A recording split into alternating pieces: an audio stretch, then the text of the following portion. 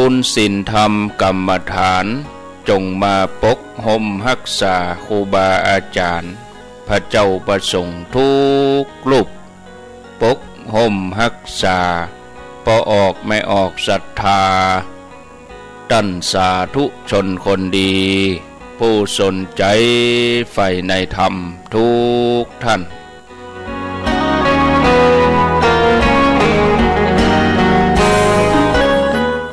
ขอ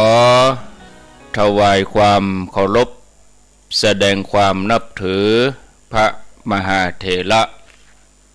พระเถรานุเถระเจ้าคณะพระสังฆาธิการ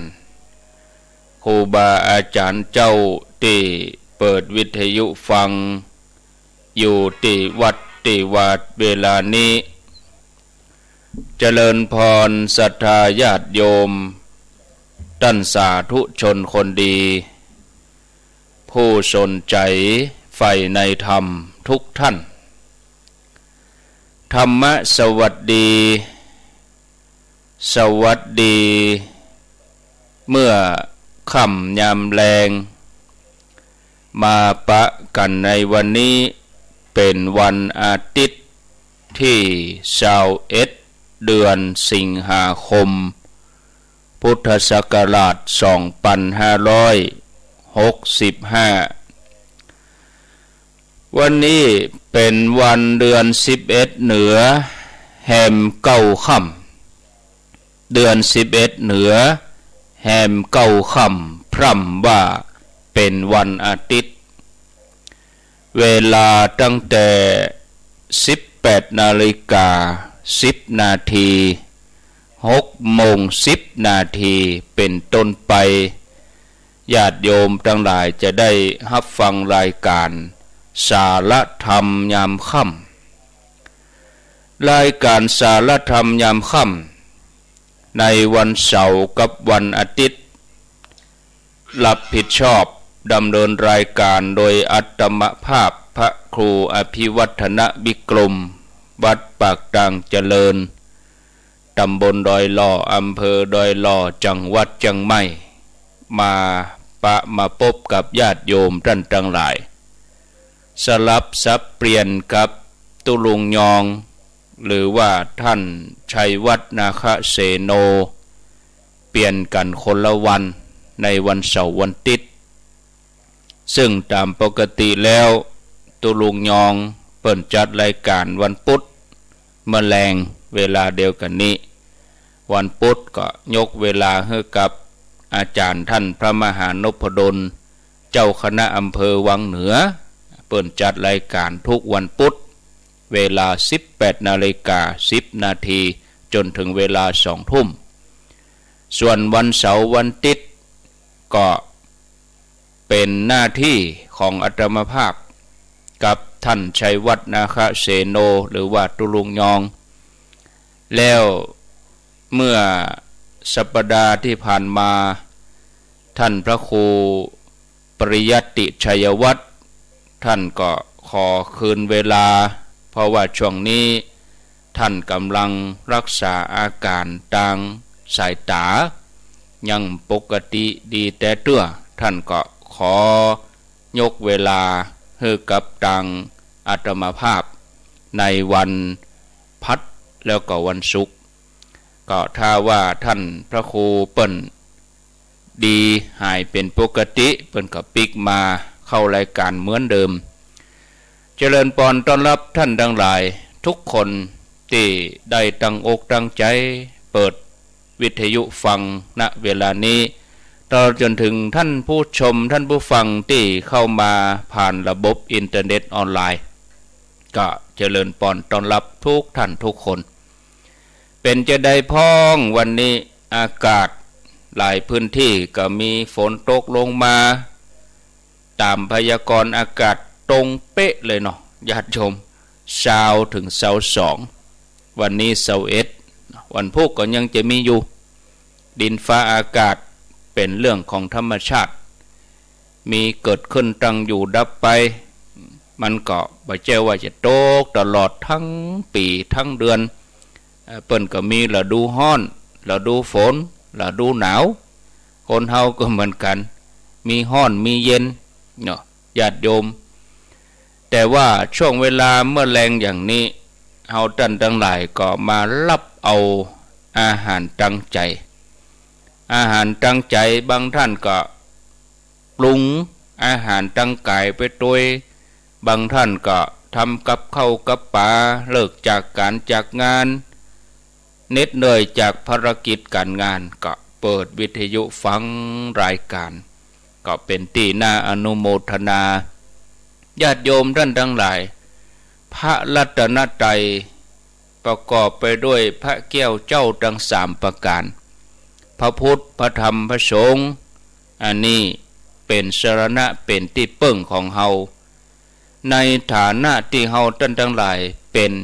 พุทธศาสนิกชนเป็นเจ้าพุทธที่เกิดมาเฮาทั้งหลายก็ต่างแสวงหาที่พึ่งอันสูงสุดไผที่เข้าถึงรัตนตรัยมีพระแก้วเจ้าทั้ง3ประการได้ชื่อว่าคนนั้นได้ความสุขความสำเร็จในชีวิตแล้วก็ได้บรรลุเป้าหมายของการเกิดมาเป็นมนุษย์องค์พระสัมมาสัมพุทธเจ้าแล้วก็อรหันต์เจ้าทั้งหลายเปิ้นก็เข้าถึงความเต็มเปี่ยมของชีวิตท่านเป็นอันหนึ่งอันเดียวกันในรัตนตรัยพระพุทธพระธรรมพระสงฆ์ฉะนั้นญาติโยมท่านทั้งหลายการได้ฝึกใจก็เป็นหน้าที่ของเฮาที่จะนำปลาตัวเก่าเฮาเนี่ยก้าวไปสู่ความหลุดพ้นเนี่ยญาติโยมท่านทั้งหลายทุกคนชีวิตของมนุษย์เฮานี่เกิดมาก็ล้วนบ่ายหน้าไปสู่ความชราวันนี้เฮาก็แก่ไปแถมวันแต่วันมันตึมอยู่เตี้ยงตลอดหรอเปิ้นว่ามันบัดเตี้ยงก็เดี๋ยวก็บ่ายโมงกินข้าวตอนตะกี้โอ้บัดเดี๋ยวนี้ก็มาเซาะกินข้าวแรงแถมแล้ววันคืนล่วงไปผ่านไปจากวันเป็นสัปดาห์จากสัปดาห์เป็นเดือนจากเดือนเป็นปีเนี่ยเฮาทั้งหลายเกิดมาแล้วก็บ่ายหน้าไปสู่ความชราถูกความเจ็บไข้ทั้งหลายมาลุมเล้าเฮาก็จะต้องประคับประคองรักษาอัตภาพร่างกายตัวเนี้ยคืออยู่ได้มนที่สุดบางครั้งบางทีนี่นะญาติโยมถึงแม้เฮาจะดูแลให้อยู่เมินนานเท่าใดตื่นเจ้าขึ้นมาเฮาก็รักษามันปาไปล้างไปช่วยปาไปอาบน้ำเสื้อผ้าอันอย่างดีๆงามๆก็ชอบโอ้ยุกยาที่ไหนยาที่ไหนดีๆนี่ขนเข้ามาใส่เอามาป้อมาเปาะที่สุดมาแล้วก็มันก่อมฟังกำเฮา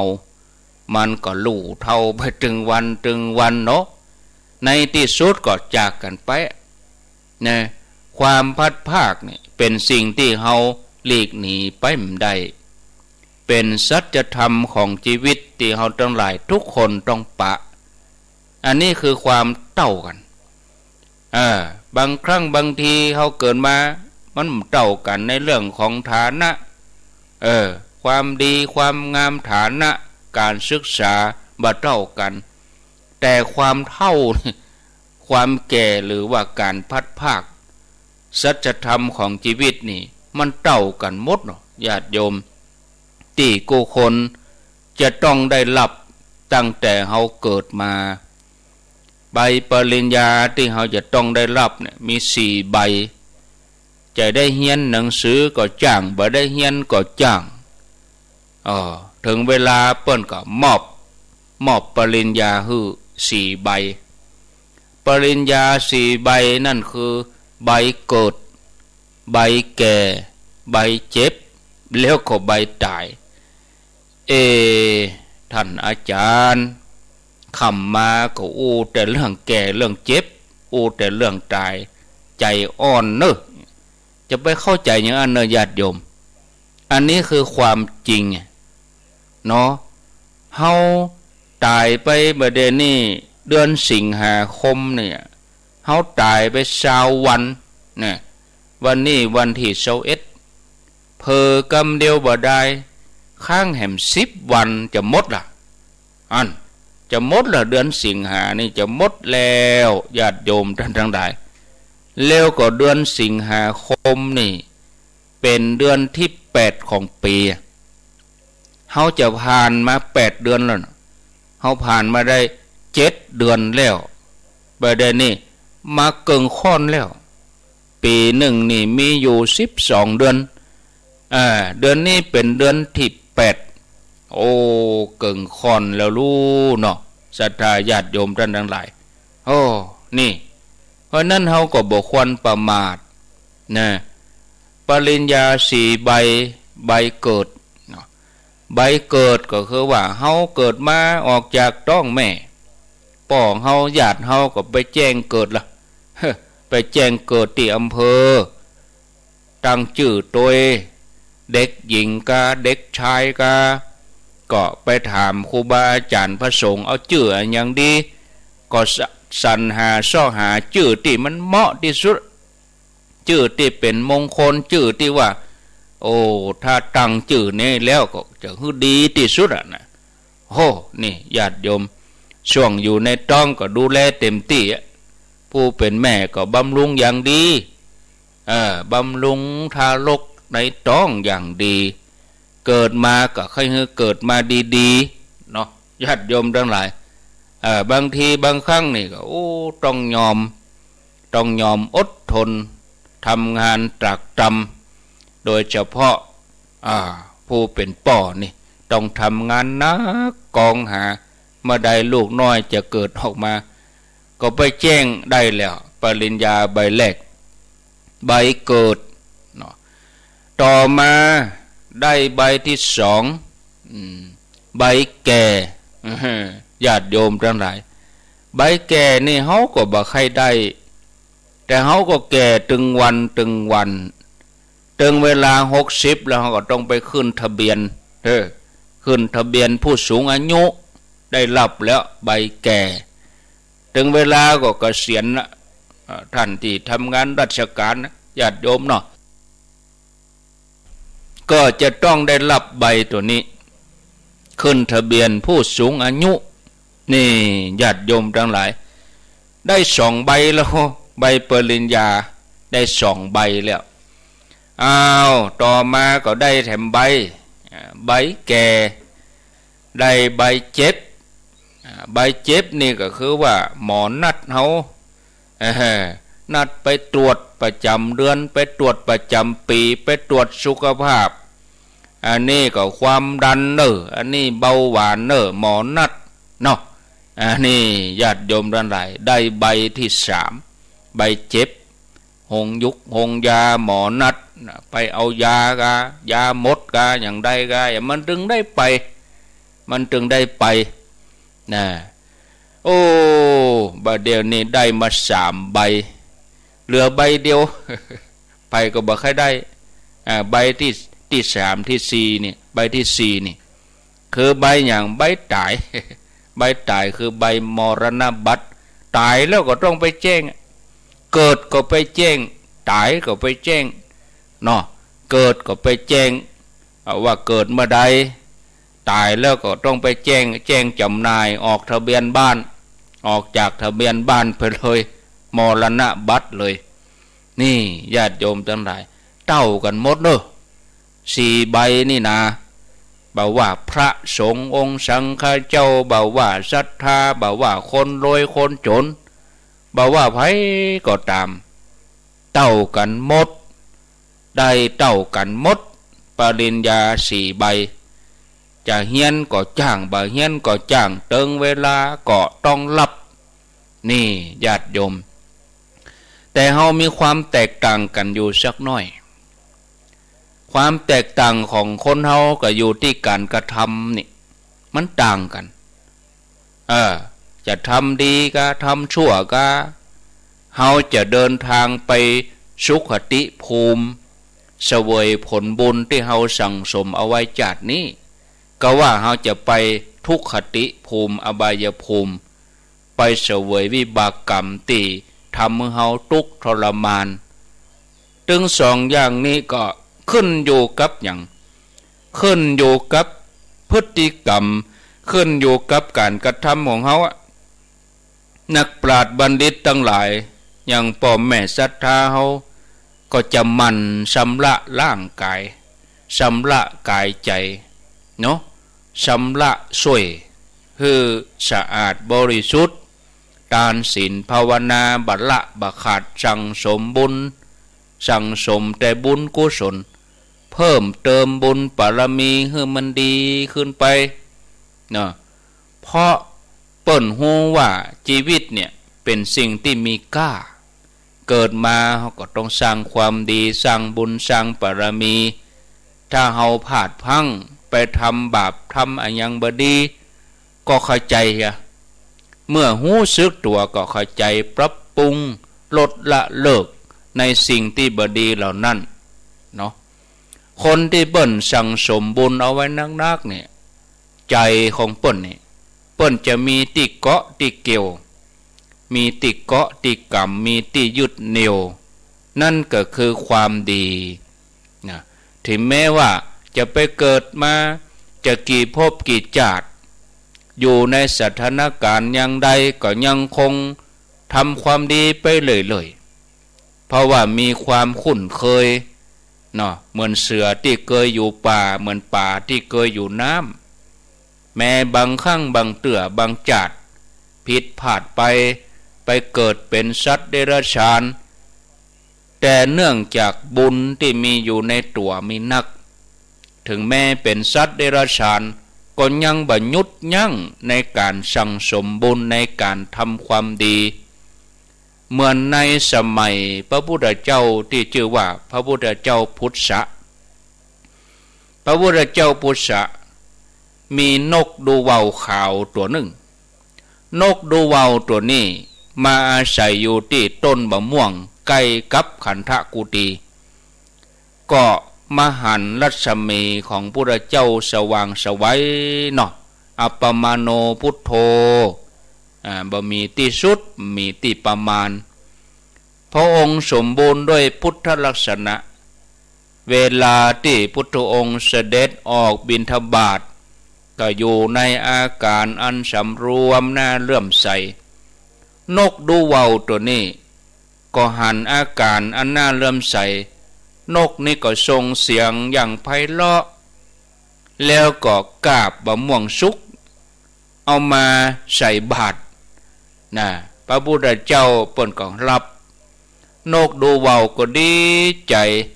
ที่ได้เอาหน่วยบะม่วงมาทานมาถวายนกดูว่าวนี่ก็เอาปีกทั้งสองมาประกบกันเหมือนคนประนมมือนะญาติโยมทั้งหลายโดยผลบุญนี่นกดูว่าวตายจากภพเดรัจฉาน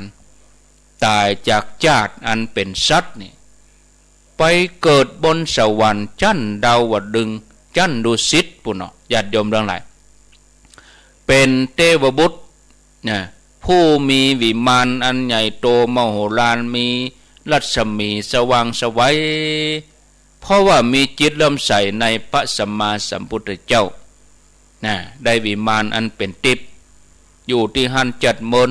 หลังจากนั้นก็จุติมาเป็นพญาเจ้าเมืองคำว่าจุตินี่ก็คือว่าตายเทวดาจุติคือเทวดาตายเทวดา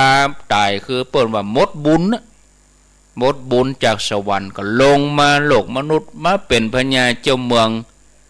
พญาเจ้าเมืองนี่มีชื่อว่าพญาเจ้าเมืองกิกีครองเมืองอยู่ที่แคว้นกาสีในสมัยนั้นนี่ญาติโยมคนทั้งหลายนี่เปิ้นหุ่มแปลงเจดีย์เปิ้นหุ่มไว้สร้างเจดีย์เพื่อบูชาพระพุทธเจ้ากัสสปะสัมมาสัมพุทธเจ้าพระองค์มีความเลื่อมใสพญาเจ้าเมืองกิกีนี่ก็สร้างเจดีย์เนาะประดับตกแต่งงดงามสว่างไสวเป่งแจ้งตึงเมื่อวันตึงเมื่อคืนเนาะโอ้พระองค์ก็เป็นพญาเจ้าเมืองที่ปกครองแผ่นดินโดยธรรมก็ยังให้บ้านเมืองนั้นสงบสุข อาณาประชาราษฎร์ก็ร่มเย็นเป็นสุขอยู่ด้วยกันอาศัยหลักธรรมนี่เป็นหลักนะบ่ต้องมีกฎระเบียบบังคับอะไรอย่างมากมายเหมือนอย่างบ่เดียวเนี่ยเมื่อพญาเจ้าเมืองเปิ้นละอัตภาพจากเมืองมนุษย์แล้วก็ไปเสวยทิพยสมบัติอยู่ในโลกสวรรค์มีวิมานอันใหญ่โตมีรัศมีสว่างไสวแล้วก็ได้ถึงความเป็นใหญ่อันเป็นทิพย์เป็นผู้ปกครองเจ้าสวรรค์ทั้งหลายเป็นเวลามนจนถึงมาพบชาติสุดท้ายบุญบารมีที่เปิ้นทำก็เต็มเปี่ยมปีกมาเกิดในโลกมนุษย์แถมก็มาเกิดเป็นลูกเศรษฐีเจ้าเมืองสาวัตถีเนื่องจากเปิ้นได้สั่งสมคุณงามความดีแล้วก็มีความเลื่อมใสในพระพุทธเจ้านับพบนับจัดทวนเพียงแต่ว่าหันพุทธองค์กำลังเสด็จบิณฑบาตมาตอนอันโอ้ใจมันดีขึ้นวะญาติโยมยุกยาที่ไหนยาที่ไหนดีๆนี่ผลเข้ามาใส่สังฆเจ้าเหมือนหมู่เฮาทั้งหลายนี่เนาะเวลามีกินตานมีงานอะไรอย่างโอ้ได้หันพระสงฆ์หมู่ใหญ่ได้หันตูเจ้าพระนายก็ทำให้เกิดปีติเนาะม่วนอกม่วนใจอันนี้ก็เหมือนเดียวกัน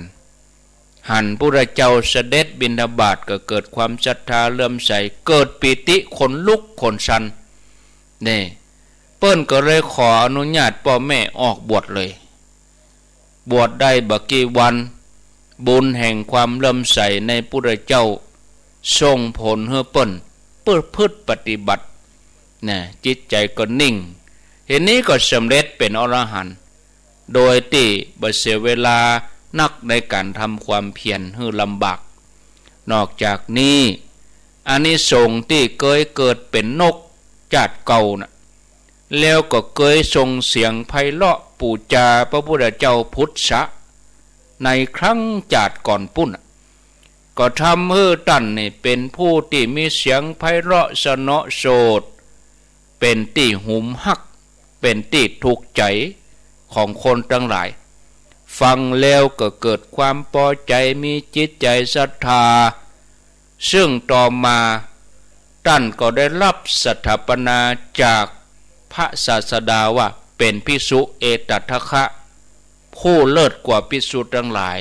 ในการอู้ม่วนสนอสดนี่ญาติโยมหมู่เฮาทั้งหลายกำลังสั่งสมบุญกันในพรรษานี้2565นี่ก็ใครฮือหมู่เฮาทั้งหลายบ่ควรดีละบ่ควรดีล่าถอยบ่ควรดีที่จะอ่อนล้าเฮาทั้งหลายเดินทางมานี่เข้าพรรษามานี่ได้เดือนแล้วนะได้เดือนปลายแล้วนะเฮาบ่ควรอ่อนล้าควรจะเข้มแข็งควรจะเพิ่มเติมขึ้นไปเนาะเฮาหมั่นปฏิบัติสวดมนต์สรรเสริญคุณพระรัตนตรัยพระพุทธพระธรรมพระสงฆ์เป็นที่เปิ่งที่ระลึกของเฮาทำความดีคนเดียวยังพอนะเฮาต้องจวนกัน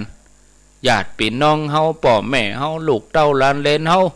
จวนกันญาติโยมทั้งหลายญาติโยมเขาแนะนำกันฟังธรรมเนี่ยไหลวิทยุมาจับไหลมาฟังที่นี่เนอะพระสงฆ์องค์สังฆเจ้าเปิ่นมาธรรมะเปิ่นมาเผยแผ่ธรรมะญาติโยมก็แนะนำให้คนนั่นฟังคนนี่ฟังญาติโยมเวลาเราไปร่วมกิจกรรมอะไรอย่างสถานที่ใดที่มีการรวมกันทำความดีสถานที่ใดมีเสียงสาธุ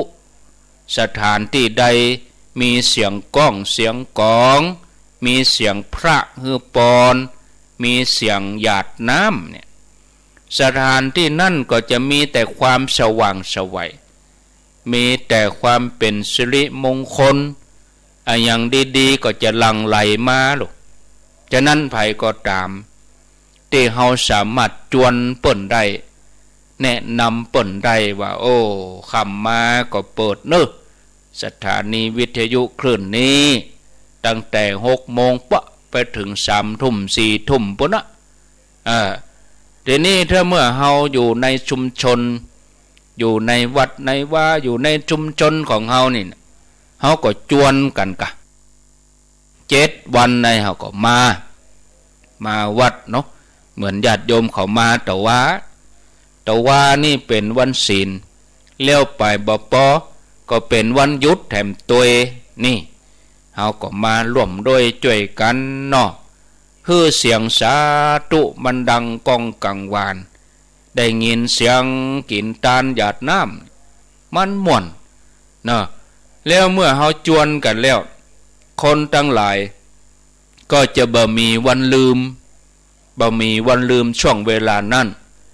จะติดตาตรึงใจเนาะฉะนั้นญาติโยม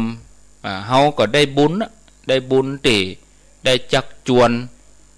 ได้บุญที่เฮาทำตัวเฮาก็ได้ถึงโภคสมบัติบริวารสมบัติเฮาปรับความคิดเพื่อคนมีสัมมาทิฏฐิ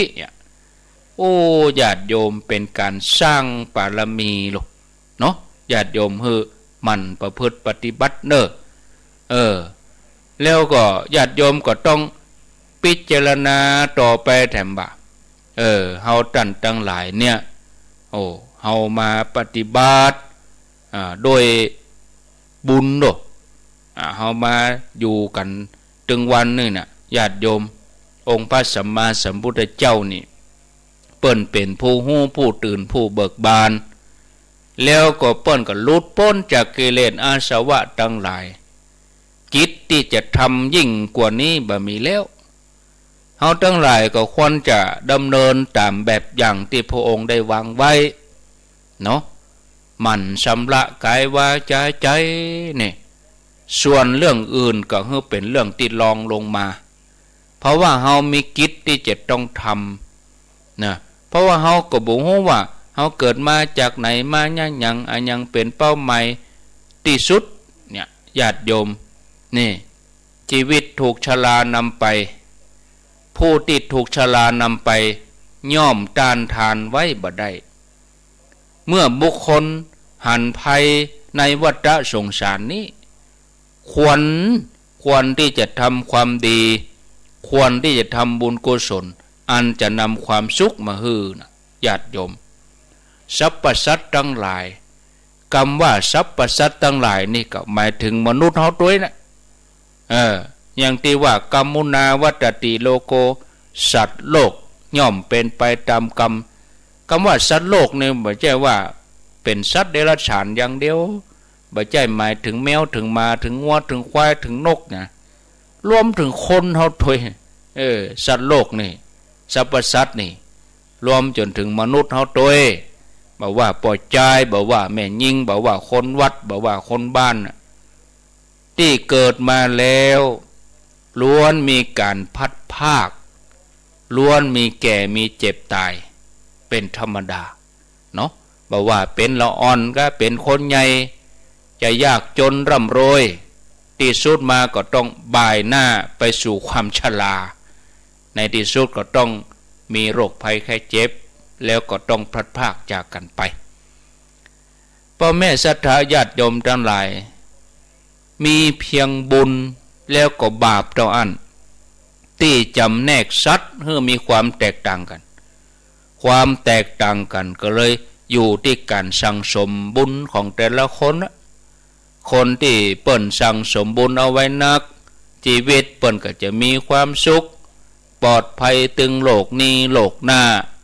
ละโลกไปแล้วก็จะมีแต่สุคติโลกสวรรค์ญาติโยมทั้งหลายการเดินทางไกล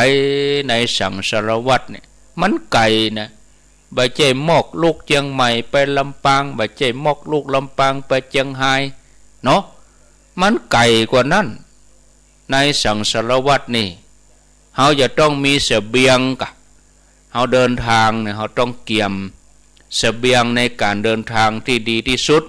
ในสังสารวัฏนี่บ่มีอันอย่างดีไปกว่าบุญน่ะบุญนี่จะติดตัวเฮาไปทุกภ ภพทุกชาติบางท่านว่ามันเป็นจะได้บุญโอ้กะถ้าตัวเก่าบ่มีบุญก็จะได้ไม่มาเกิดเป็นคนเนี่ยอย่างอ่ะก็ไปอยู่ภพภูมิอื่นปุ่นละกะเนาะเอาไปเป็นสัตว์เดรัจฉานก็มอกว่ามาใจจาดตอนนะญาติโยมถึงเวลากับอายุมันก็จะยืนสัตว์เดรัจฉานบางชนิดมีอายุ7 วันเดือนกาอย่าเกิดมาก็หมกใจจัดเกิดเนี่ยนะที่เขาไม่มาเป็นมนุษย์ที่เขาได้มาเป็นคนนี่ก็ด้วยบุญนะ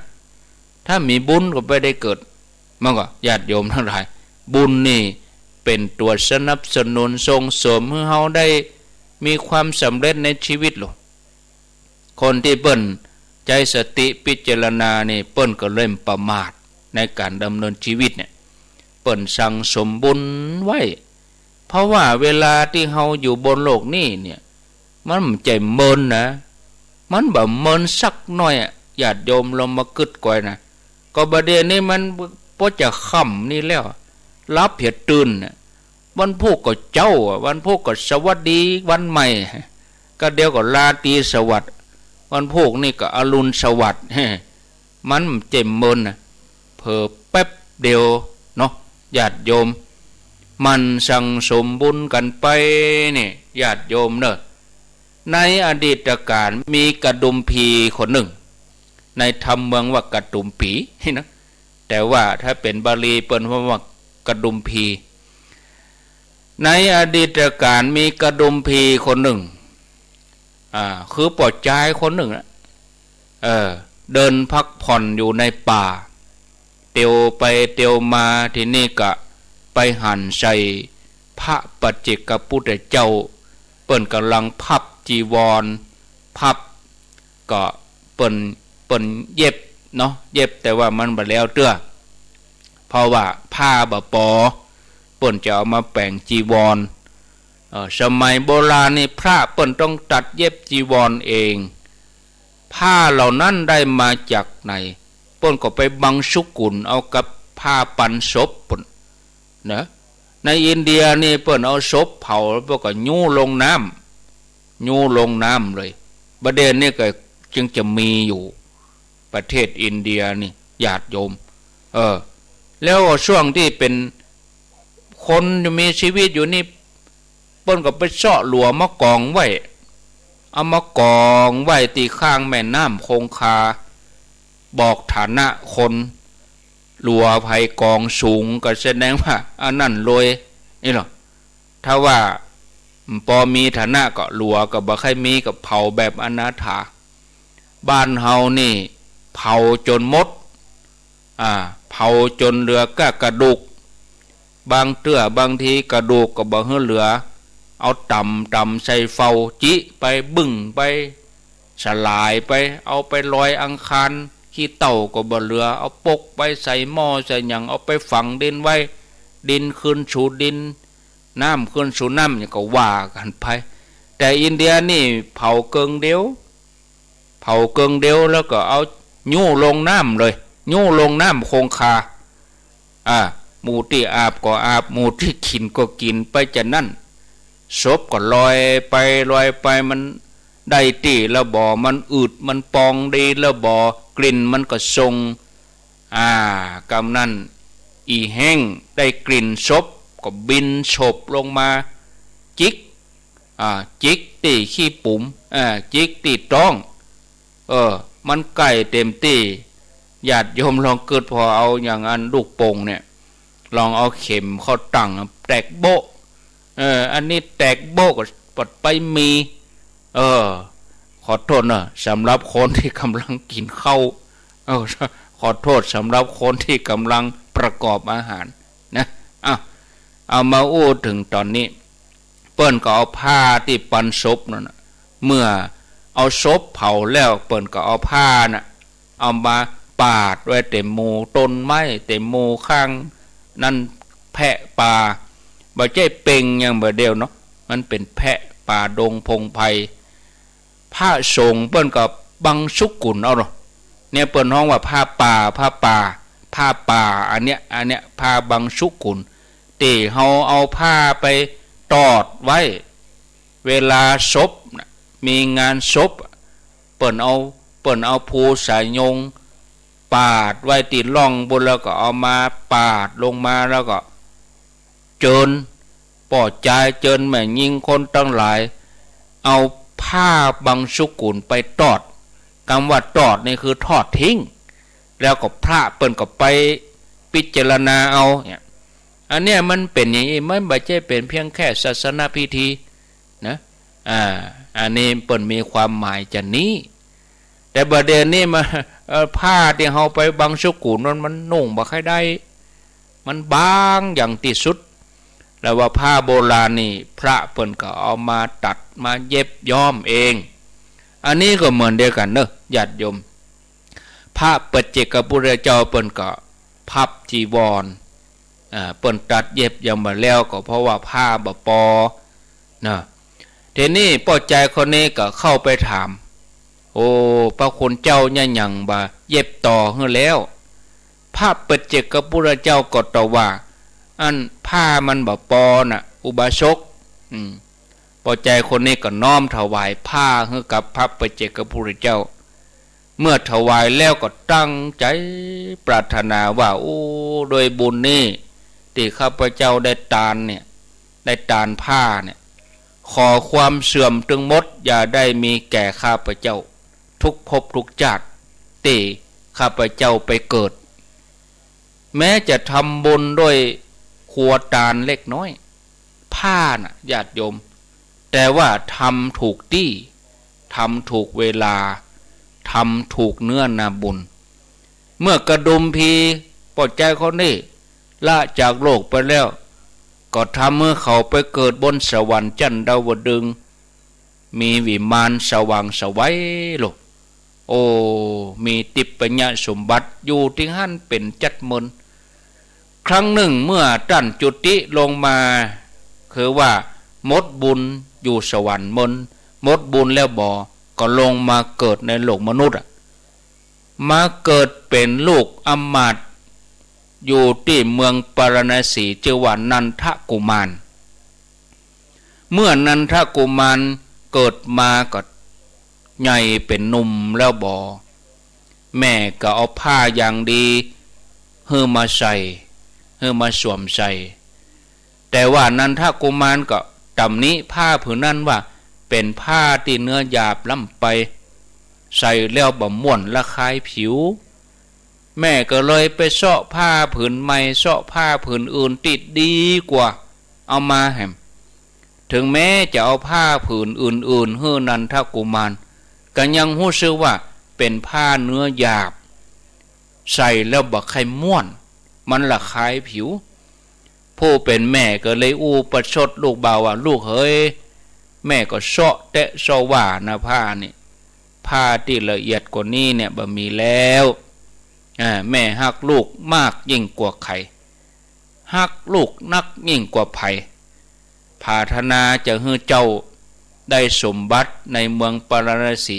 ในวันนี้เลยนันทกุมารก็บอกให้แม่ว่าจะออกไปนอกบ้านไปเสาะหาผ้าคนเดียวไปเสาะหาผ้าเนื้อดีคนเดียวมาใส่คนเดียวเปิ้นก็เดินทางออกไปนะออกจากบ้านไปเข้าไปในเมืองเข้าไปก็ไปนอนเล่นในสวนอุยญาณสวนอุยญาณก็คือสวนอุทยานของปัญญาเจ้าเมืองโดยเอาผ้าปกหัวเนี่ยเอาผ้าคลุมหัวแล้วก็เผลอรับไปบนแผ่นหินนั่นโอ้วันนั้นเป็นวันที่ปัญญาเจ้าเมืองปารณสีเปิ้นสวรรคตได้7 วันปุโรหิตทั้งหลายทหารทั้งหลายราชบุตรทั้งหลายเปิ้นก็มีการเสียงทายเนาะเปิ้นก็ม้าอาชนัย4 ตัวเทียมราชรถเทียมม้าอาชนัยแล้วก็เสียงทายให้ม้านี่หล่นไปเสาะหาผู้มีบุญรถม้านี่ไปยุดตัดไผ่ผู้นั่นแหละจะได้ขึ้นของหลัดนี่หรอ จะได้มาเป็นปัญญาเจ้าเมืองรถนั้นยุดตัดใดม้าราชรถนี่ก็วิ่งไปหล่นไปกับเข้าไปในสวนอุทยานเข้าไปในสวนอุทยานไปหล่นวิ่งรอบตีนันทกุมารนอนรับนะญาติโยมทั้งหลายโปรหิตทหารทั้งหลายก็หล่นตัวกันสำรวจตรวจไปก็ไปปะใส่นันทกุมารกำลังนอนหลับเปิ้นนอนหลับหันก็หมู่ทหารหมู่ปุโรหิตก็มาตรวจดูฝ่าเท้าถึงสองข้างพอองค์ตีนขอโทษนะโอ้เปิ้นตรวจหมดหรอองค์ตีนองค์มือตรวจละเอียดคนเปิ้นสมัยอินเดียนี่พราหมณ์นี่เปิ้นจะมีลักษณะทำนายคนตอนพระเจ้าเฮาเพื่อก็เอามาทำนายลักษณะของเจ้าชายสิทธัตถกุมารนี่เหรอพราหมณ์ตั้งหลายเพื่อก็ตรวจนี้อะตรวจดูฝ่ามือฝ่าเท้าอันนี้ก็เหมือนเดียวกันปุโรหิตตรวจเรียบร้อยก็บอกว่าโอ้อันเนี้ยกุมารคนเนี้ยเป็นผู้มีบุญนี่หรออย่าว่าแต่โลกนี้เลยแม้แต่ว่าตึงสี่ทวีปเนาะก็จะสามารถที่จะปฏิบัติอย่างสมใจเมื่อตรวจเรียบร้อยแล้วก็สั่งให้ทหารประโคมดนตรีตีก้องตีกองให้ดัง3 ครั้งนันทกุมารได้ยินเสียงเปิ้นตีก้องตีกองคนมาแวดตะลุมตื่นขึ้นมาก็เลยถามว่าเกิดเรื่องเล่าอย่างขึ้นนี่หรอถามไปถามมาก็ฮู้ว่าพญาเจ้าเมืองของเมืองนี้บ่มีแล้วสวรรคตแล้วก็เปิ้นก็บ่มีพระโอรสได้สืบแดนเมืองบ่มีผู้ครองราชย์ต่อคนทั้งหลายเสนาอามาตย์ที่ไปพร้อมกันนั่นก็จัดการอภิเษกฮือตั้นได้เป็นปัญญาเจ้าเมืองนี่ในวันที่ขึ้นของราชอามาตย์ก็น้อมถวายผ้าเนื้อดีมีก้าแสนกหปณะปัญญาเจ้าเมืององค์ใหม่ก็ตรัสว่าอันนี้เป็นผ้าเนื้อหยาบบ่ใจกาหมู่อามาตย์ก็กราบทูลว่าในบรรดาผ้าที่มนุษย์ทั้งหลายใจกันอยู่ผ้าที่ละเอียดกว่านี้บ่มีแล้วพระเจ้าข้าพญาเจ้าเมืององค์ใหม่ก็รับสั่งไปเอาน้ำเต้าทองมาลดลินใส่พระหัตถ์แล้วก็สาดไปในทิศตะวันออกทันใดนั่นพ่อแม่ศรัทธาต้นกัลปะพฤกษ์พุดออกมาจากแผ่นดินเนาะปัญญาเจ้าเมืองก็สาดน้ำไปถึง4 ทิศต้นกัลปะพฤกษ์ก็บังเกิดเนาะสาดน้ำไป8 ทิศต้นกัลปะพฤกษ์ก็ปรากฏขึ้นมาทั้ง8 ทิศ4 ทิศทิศละ8 ต้นแล้วก็ผ้าติบก็เกิดขึ้นที่ต้นกัลปะพฤกษ์นะพญาเจ้าเมืองก็นุ่งผ้าติบโดยกำลังบุญของเปิ้นแล้วก็ประกาศว่าต่อไปนี้ในบ้านเมืองในแคว้นของเฮาพวกแม่หญิงบ่ต้องกรอได้บ่ต้องทอผ้าอันอย่างแถมต่อไปไผข้าใดผ้าเกาะเฮือมาสอยเอาเฮือมาสีเอาติดต้นกัลปะพฤกษ์นี้ตั้งแต่นั้นเป็นต้นมาเจ้าเมืองจมพูทวีปต่างก็มีความสุขโดยอานุภาพของปัญญาเจ้าเมืองเมื่อการเวลาล่วงไปมหาเทวีก็ได้หันสมบัติของปัญญาเจ้าเมืองก็ดำริที่จะฮื้อพระองค์บำเพ็ญกุศลมหาเทวีก็คือแม่เปิ้นนะแต่ว่าปัญญาเจ้าเมืองนี่ก็บ่ได้ทำบุญกุศลอะไรอย่างมหาเทวีก็ตักเตือนพญาเจ้าเมืองที่เป็นโลกว่าโอ้ข้าแด่สมมุติเทพสมบัติทั้งหลายมากมายเหล่านี้เกิดขึ้นเพราะบุญเก่าของพระองค์แต่ว่าบัดเดี๋ยวนี้พระองค์ก็เสมือนว่ากินบุญเก่าพระองค์ก็ควรจะสั่งสมบุญใหม่ให้ยิ่งขึ้นไปเนี่ยบัณฑิตทั้งหลายเปิ้นสรรเสริญความประมาท พญาเจ้าเมืองก็ตรัสถามว่าแล้วจะฮื้อตานแก่ไผเพราะว่าสมณะก็บ่มีพระมหาเทวีกราบทูลว่าธรรมดาในโลกนี้บ่เคยว่างเปล่าจากพระอรหันต์ขอให้พระองค์จงจักที่จะได้จัดเตรียมแต่งดาในมหาทานหม่อมฉันจะเป็นผู้นิมนต์พระมาในวันพุธพญาเจ้าเมืองก็รับสั่งบรรดาทหารทั้งหลายจัดเก็บครัวทานอย่างดีเนาะเอาไว้สำหรับสมณะโตกมาเจ้าขึ้นมามหาเทวีก็ตั้งจิตอธิษฐานว่าหากทิศใดมีพระอรหันต์ขอสมณะทั้งหลาย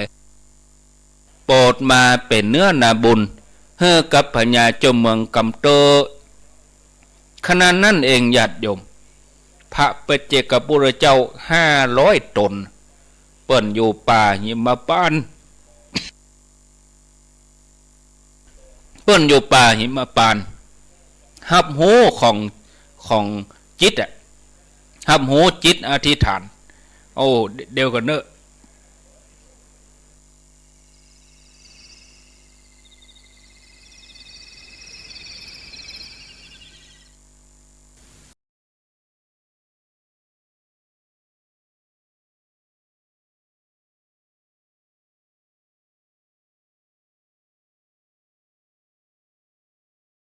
โยมทั้งหลายมาว่าต่อ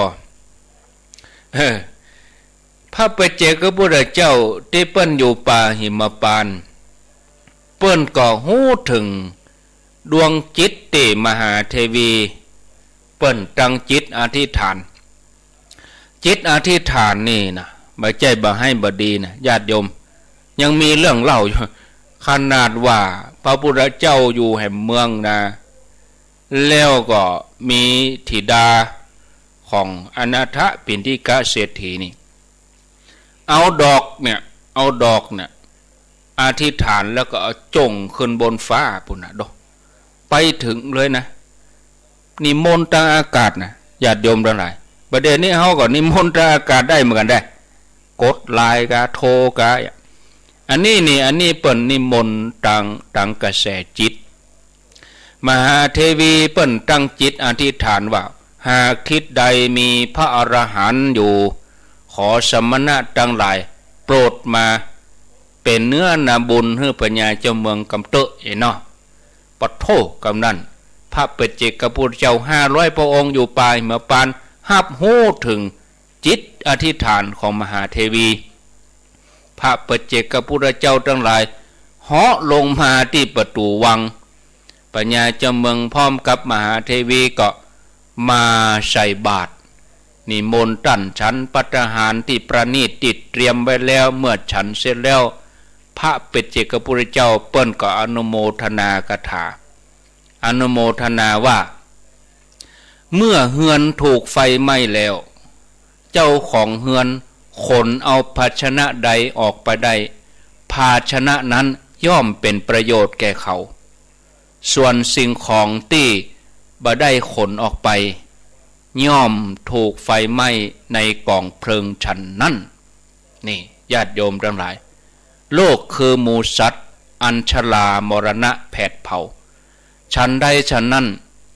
ควรนำโภคสมบัติทั้งหลายออกด้วยการบริจาคทานขึ้นชื่อว่าการนำออกดีแล้วทานวัตถุที่ฮื้อไปแล้วย่อมมีสุขเป็นผลส่วนที่ยังบ่ได้ฮื้อบางครั้งโจรก็ปล้นเอาไปเนาะพญาเจ้าเมืองก็รีบเอาไปถูกไฟไหม้พ่องสูญหายไปพ่องถูกโกงไปพ่องเนี่ยคนเฮาจำเป็นจะต้องละร่างกายพร้อมกับสิ่งของทั้งหลายเหล่านี้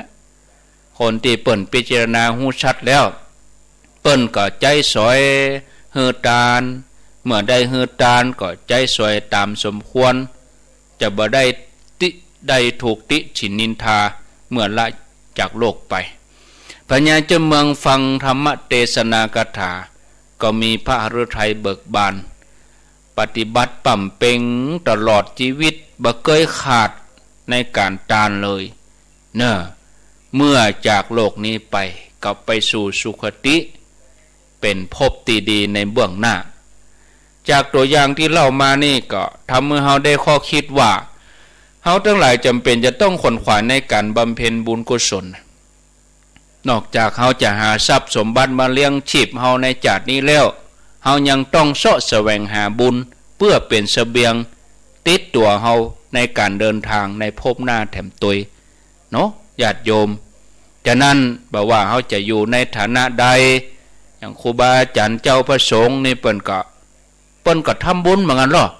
พระสงฆ์นะบางตนเปิ้นก็บ่ใช่เป็นเพียงแค่ผู้รับอย่างเดียวเปิ้นก็เป็นผู้ฮือตัวเฮาทั้งหลาย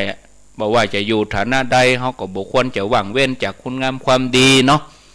พอเฮาเกิดมาก็ชาตินี้เกิดมาเปิดสร้างความดีแม้ที่สุดเนาะญาติโยมเฮาจำเป็นที่จะต้องสร้างบุญสร้างบารมีเฮาก็ต้องขยันปฏิบัตินะทานศีลภาวนาเนาะอันนั้นพอเวลาก็คงจะพักตัวอีกก่อนสวดมนต์ด้วยกันสักครึ่งชั่วโมงเนอะในเครือข่ายเคลื่อนสีขาวก็จะเป็นธรรมจักรปวัตตนสูตรแล้วก็แผ่เมตตาใหญ่ประมาณ30นาทีส่วนที่ 94.5 เปิ้นก็จะเป็นข่าวจากกรมประชาสัมพันธ์กำเดียว7 โมงเกิงก็มาปะกันแถมช่วงเป็นช่วงสุดท้ายเนาะขอเจริญพรญาติโยมท่านทั้งหลายทุกคนทุกท่านเดี๋ยวก้อยมาปะกันเจริญพร